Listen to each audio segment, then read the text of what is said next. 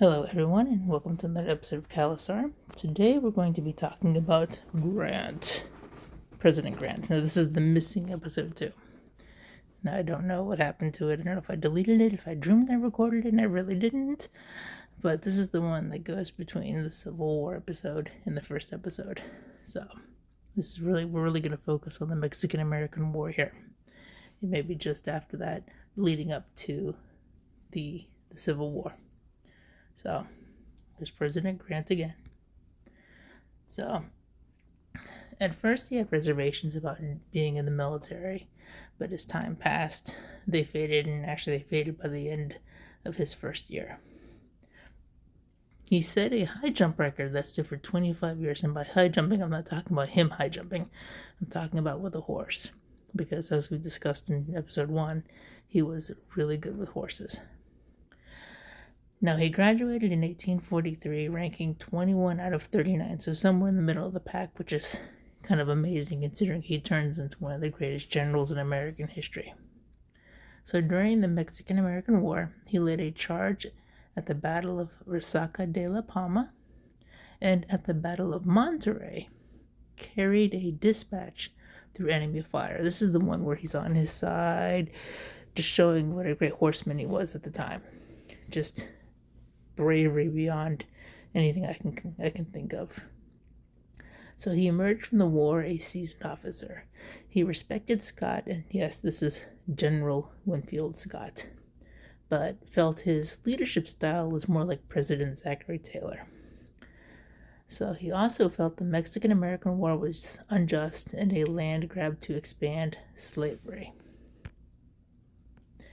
So after the war, he ended up in California and was promoted to captain in 1853. He was assigned to Company F, 4th Infantry. During this time, he began to drink.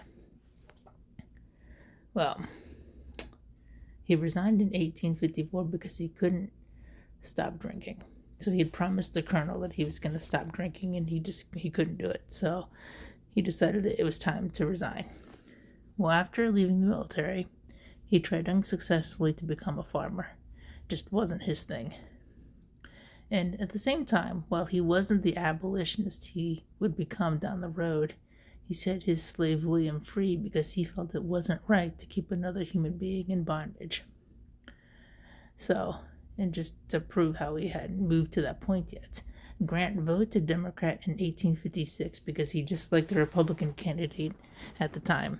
And then in the next election, which he couldn't vote because he wasn't a resident of the state he was in at the time, he favored Stephen A. Douglas in the next election, and that election is the one with Abraham Lincoln. Amazing how things kind of change, right? So, at the time, he was torn between his move towards abolition and his wife's slave-owning family. And, of course, his wife is caught in the middle of this, but at the end of the day, she sides with her husband in his move towards abolition. So, that was Grant just before episode 3, the Civil War. In that episode, we go over the 5 major battles that I think define Grant in that war. I want to thank you guys for watching this video. Please like, please subscribe, and you have a wonderful day.